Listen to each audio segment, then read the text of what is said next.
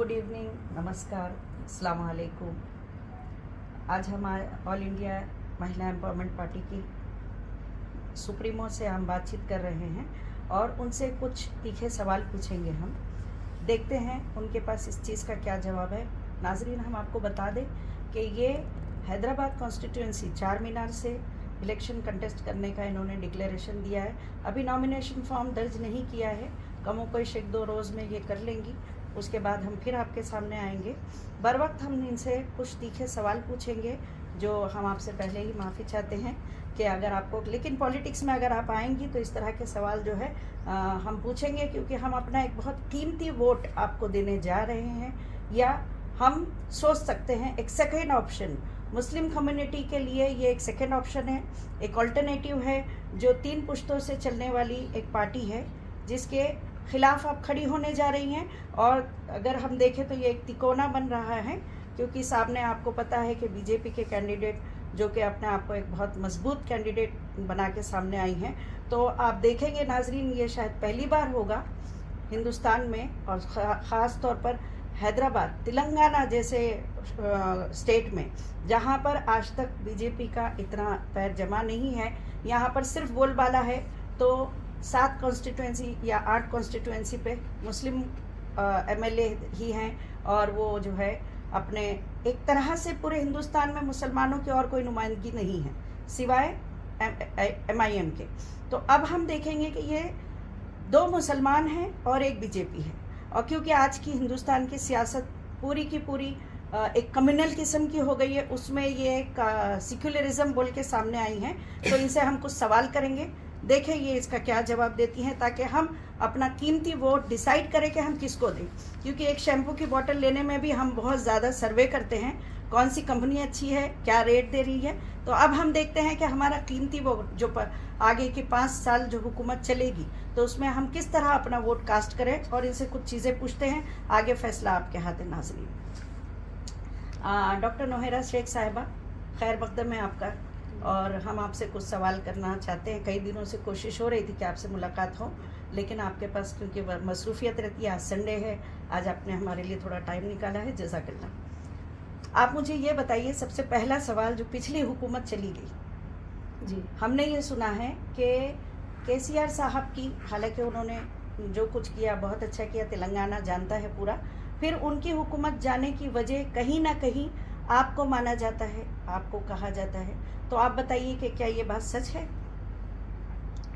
सच और झूठ की बात नहीं है।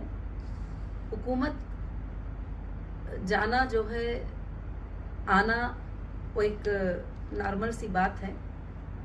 मगर KCR साहब का भी क्या है कि वो कॉन्फिडेंस हो गया था कि मुझे यहाँ से अब कोई भी हटा नहीं सकते, मैं ही तेलंगाना का बड़ा हूँ और तेलंगाना और आंध्रा के डिबेट करने में मेरा जीत रही। और उस वजह से उन्होंने जो कांग्रेस गवर्नमेंट को जो वादा किया था वो तक भी तोड़कर जो है बिपर गए थे। मगर उसके बाद उनका जो एक वोर कॉन्फिडेंस था कि तेलंगाना में मैं ही रहूँगा, तेलंगाना में मैं ही रहूँगा। तो लोग कहते हैं कि आपने 49 सीट कंटेस्ट करे और उनके 35 सीट जो चले गए, वहाँ पर आपके लोगों ने जो है वोट लेकर जो है हरा दिए। इस तरह के बातें लोग तो करते हैं, मगर हमने किसी को हराने और जीतने की नीयत से नहीं किया था। और लोग काफ़ी ये सवाल भी कर रहे थे कि जब उनकी हुकूमत थी तो तुम्हारे साथ बहुत ही ज़्यादा जुल्म किया गया। तो जाहिर से बात है कि सब लोग देख रहे थे कि अक्टूबर 10 को मैं सोमाजीगुड़ा प्रेस कॉन्फ्रेंस में कॉन्फ्रेंस करती हूँ कि मैं 2018 का इलेक्शन कंटेस्ट करने वाली हूँ, 119 सीट्स पे इलेक्शन करने वाली हूँ, तो 14 को मैं अरेस्ट हो जाती हूँ। तो इसमें KCR साहब का भी हाथ था और MIM के असदुद्दीन साहब का भी हाथ था। दोनों मिलकर मीटिंग करके मुझे अरेस्ट कर दिए थे। मगर अल्लाह का बहुत बड़ा एहसान है कि मैं बहुत अच्छे तरीके से जीत कर हाई कोर्ट और सुप्रीम कोर्ट से इस बार के इलेक्शन में जो है मैं सामने हूँ। और ख़ासकर से मैं हैदराबाद इलेक्शन कंटेस्ट करना चाह रही हूँ और काफ़ी मुकामात पे इंडिया के अलग अलग जगह पर हमारे कैंडिडेट जो है खड़े हो रहे हैं। और ये हमारी शुरुआत है, मुझे नहीं मालूम कि हम कब जीतेंगे, कितना जीतेंगे, मगर अगर पब्लिक मौका देगी तो ज़रूर हम उनके अच्छे खिदमत करने की कोशिश ज़रूर करेंगे।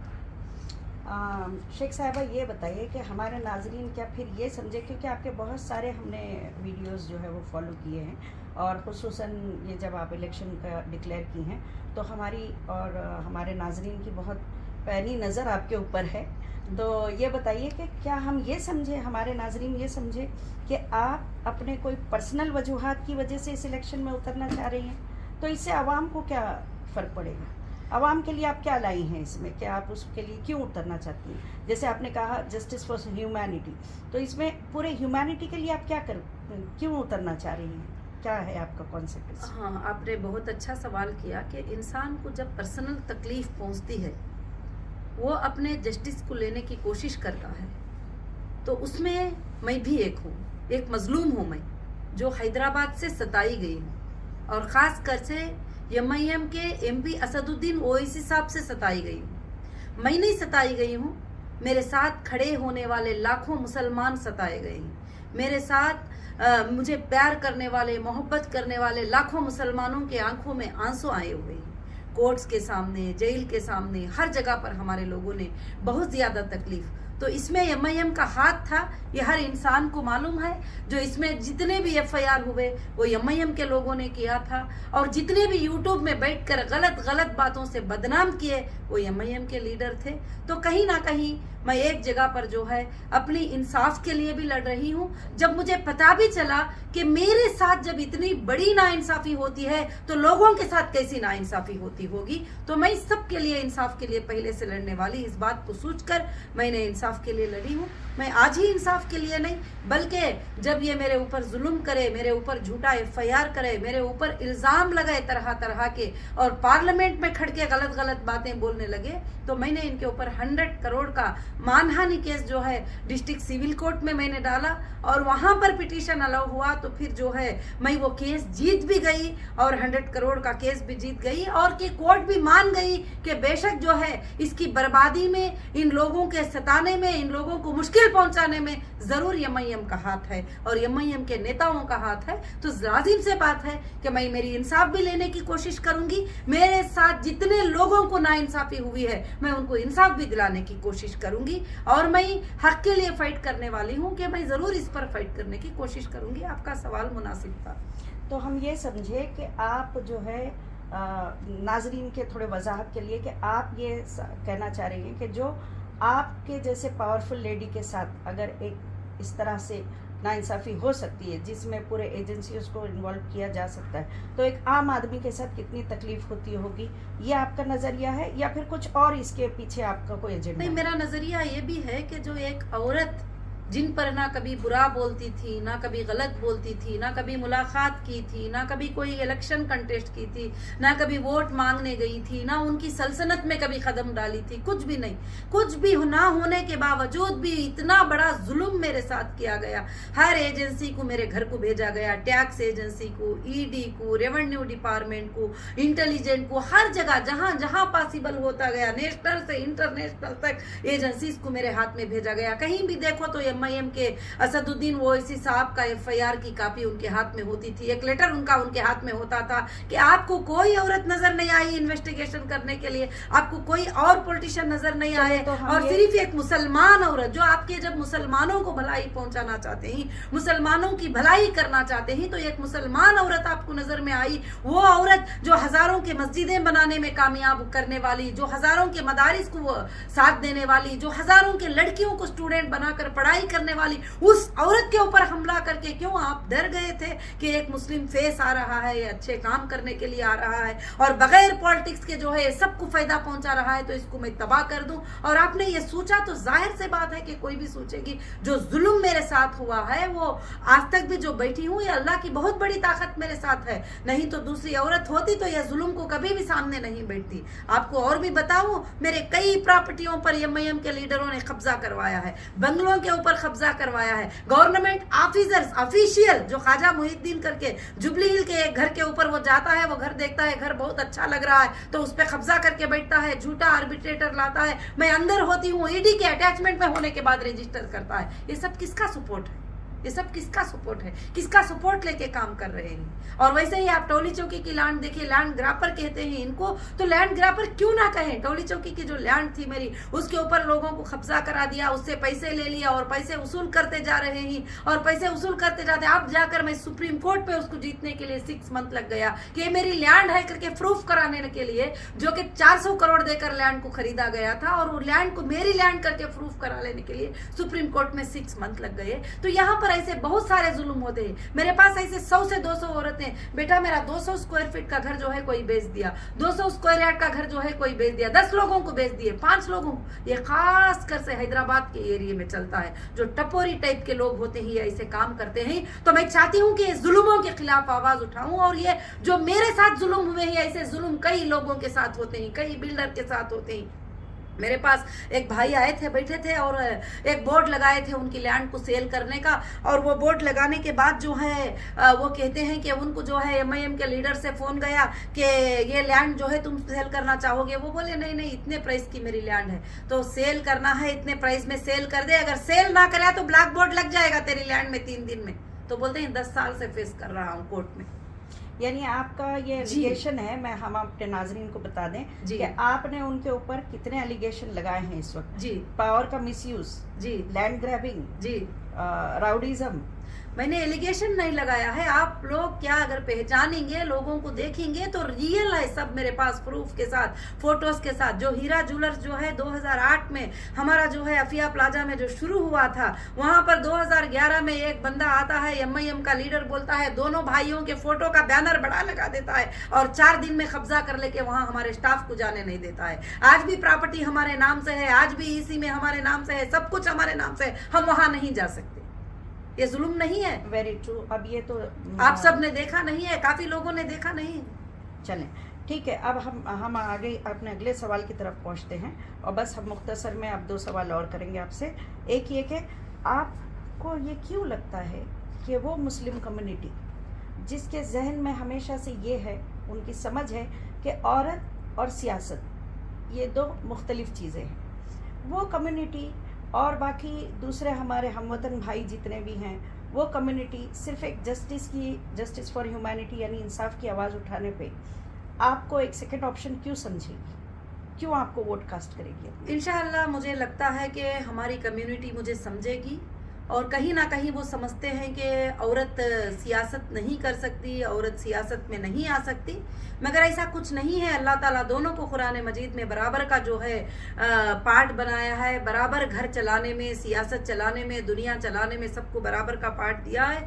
और खासकर से MIM के लोगों ने इस फेस को बता दिया है कि देखिए MIM की जितने खानदान भी लड़ाई किए हैं, MLA बने हैं, MP बने, कभी उनके घर के किसी भी औरत को ना एक कॉर्पोरेटर होने के लिए का हक दिया, ना स्टेज पे आके बात करने का हक दिया, ना बताने का हक दिया। तो ये लोगों को बताते हैं कि औरत जो है कुछ भी नहीं कर सकती। इसीलिए पार्लियामेंट में रिजर्वेशन बिल को भी जो है इन्होंने ऑब्जेक्शन लिया कि नहीं, ये पास नहीं होना चाहिए, क्योंकि औरतों को ये जरूरत नहीं है। तो ये कहीं ना कहीं ये इनकी सोच है। मगर कई उलमा ने मुझे फोन करके हिम्मत अफजाई दिए और बोले बेटी अगर तुम खड़ी होती हो तो हम सब तुम्हारे साथ हैं, इन जुल्मों को जरूर हटाओ, इन लैंड ग्रापरों को तुम जरूर हटाओ और इनके ऊपर फाइट करो और उनको इंसाफ के लिए आ जाओ, जो रियलिटी है उसको बाहर लेके आओ। बहुत सारे लोगों का ये रिक्वेस्ट है।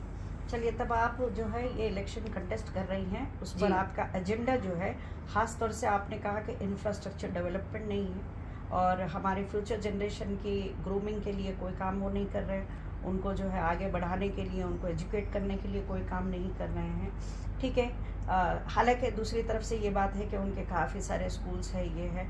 हालांकि ये भी बात सही है कि सिर्फ अपने स्कूल्स बना लेने से किसी भी कम्युनिटी या किसी भी कॉन्स्टिट्यूएंसी का डेवलपमेंट नहीं होता है। जी, स्कूल्स बना लिए, हॉस्पिटल्स बनाइए, उनके फीसेस भी तो चेक करिए, कौन सी बच्ची को फ्री में पढ़ाई मिल रही है, कौन सी बच्ची को सीट फ्री में मिलती है, कौन सी हॉस्पिटल में फ्री ट्रीटमेंट होता है, कहाँ है वो पूछ लीजिए। वो कमर्शियल है, बिजनेस बना ले रहे हैं वो। जितने मुसलमान उनको चाहते हैं, जितने लोग वहाँ के चाहते हैं, उनका एक बड़ा बिजनेस बनाकर बैठे हुए हैं। तो इसलिए मैं कहती हूँ कि इस बार का कंटेस्ट बहुत बड़ा कंटेस्ट रहेगा और बहुत बड़ी फाइट रहेगी और मेरा ये स्लोगन रहेगा कि अब की बार MIM की हार होगी जरूर और मुसलमानों की भी जीत होगी। वहां पर लोग जीतेंगे जरूर और इंसाफ भी जरूर से जरूर जीतेगी। अल्लाह रब्बुल आलमीन जुल्म की सियासत को बहुत दिन तक नहीं चलाएंगे। जो जुल्म मेरे ऊपर हुआ है 10-12 साल से, वो जुल्म काफी है उनके हारने के लिए और किसी का नहीं। तो वहां के लाखों के लोगों पर क्या जुल्म होता रहेगा और कहां तवज्जो दे रहे हैं बच्चों के स्कूल के ऊपर, कहां तवज्जो हो रही है एजुकेशन के ऊपर, कहां तवज्जो हो रही है रोडों पर रास्तों के ऊपर, कहां तवज्जो हो रही है बीमारों पर, किसी पर कोई तवज्जो नहीं। आप देख रहे थे ना कि साहब जो है जा रहे थे, एक औरत आके बोल रही है कि साहब तुमने पिछले बार इलेक्शन में बोले थे यहाँ पर पानी का पाइप लगाएंगे, फिर भी इलेक्शन आ गया पानी का, तो हाँ हम अगले इलेक्शन में देखेंगे बोलकर भाग रहे थे। तो इस तरह के लोग होते हैं। तो मैं चाहती हूँ कि लोगों को जो है सियासत में आने का फायदा पहुंचाए। तो मेरी ये कोशिश है, मेरी ये सच्ची आवाज है, ये आवाज आती ही रहेगी इंशाअल्लाह। लोग कुछ भी कहे, लोग समझे, अब नहीं तो कुछ दिनों के बाद समझे, जरूर ये सच्ची आवाज चलती रहेगी। मैडम, पूरी दुनिया आज हिंदुस्तान की राजनीति बहुत कुछ जो है सिर्फ मजहब के ऊपर राजनीति हो रही है। इस राजनीति में आप क्या ऐसा लाना चाहती हैं कि जिससे सिर्फ मुसलमान ही नहीं बल्कि हमारे दूसरे दिगर मज़ाहब के लोग भी आपको वोट दें? उसके लिए आपका क्या प्लान है? क्या आप खुद भी ये चाहती है कि मजहब की राजनीति करें? नहीं, ये क्योंकि हम आपको देखते हैं कि आप जो है, हमारी पार्टी की बुनियाद है MEP जस्टिस फॉर ह्यूमैनिटी। हमारी पार्टी हर इंसान को इंसाफ दिलाएगी। मजहब की बात हमारे घरों में होती है। जब इंडियन कॉन्स्टिट्यूशन की बात आती है तो वहाँ मजहब कॉन्स्टिट्यूशन होता है और पूरे देश के हिंदू और मुसलमान को इंसाफ होगी। इसीलिए हमारे पार्टी में टिकट मुस्लिम को भी है और हिंदू को भी है और क्रिश्चियन को भी है। हाँ, कम्युनिटी जहाँ पर जैसी कम्युनिटी होती है उस कम्युनिटी का रिस्पेक्ट करना हमारे ऊपर जो है लाजिम होता है। मगर मैं एक मुसलमान हूँ, मैं इस्लाम को फॉलो करती हूँ पूरी के पूरी, मगर मैं सारे देश के लोगों से मोहब्बत करती हूँ और सारे देश के लोगों के इंसाफ के लिए लड़ना चाहूंगी और जहां ना इंसाफी होगी वहां पर खड़ी होना चाहूंगी। ठीक है, हम आपके साथ, हमारी बहुत सारी शुभकामनाएं हैं, बहुत सारी हमारी अच्छी ये है कि चले नाजरीन के सामने एक दूसरा ऑप्शन भी आए ताकि ये सेक्युलर है, हमारे मुल्क में डेमोक्रेसी है और हमारे लोग जो है अच्छी तरह सोच समझ के आपको जो है वोट दे। जबकि आप इस स्लोगन के साथ आई हैं कि अब की बार ओवैसी की हार, MIM की हार, अब की बार MIM की हार और नौहेरा शेख के गले में हार। देखें ये कब तक के आपकी ये बात जो है लोगों तक पहुंचती है और लोग अपना क्या फ़ैसला करते हैं। नाजरीन, इसका फ़ैसला तो आप ही को करना है कि आप अपना ये कीमती वोट किसको देते हैं, किस तरह देते हैं। चाहे आप सालों साल यानी 70-75 साल पुरानी पार्टी को दें या कोई नई आई हुई पार्टी को दें, क्योंकि हकीकत यह है कि हुकूमत जो है वो चाहे आप अल्लाह कहें, चाहे आप जो है भगवान कहे, जो भी कहे, बहरहाल चलाने वाला एक है। वो हुकूमत अपनी उसी को देता है जिसके हाथ में वो अपने बंदों को सेफ पाता है या उनको आजमाता है। तो हम देखेंगे कि इस बार अल्लाह ताला का क्या फ़ैसला होता है। इसके साथ ही हम आपसे विदा लेते हैं। Thank you. जय हिंद।